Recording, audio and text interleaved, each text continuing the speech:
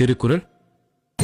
இருவரி கவிதை ஒரு பொருள் தருமே, இருவரும் இது போல இருந்தால் சுகம்.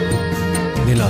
இரவினில் குளிக்கும் தேவதை இவளோ, வளர்ந்தே தேய்கின்ற வெள்ளை நிழல். சரி, கண்ணாடி. இதில் என்னை பார்க்கிறேன், அது உன்னை காட்டுதே. காதல். கரினி சரி கரி கரி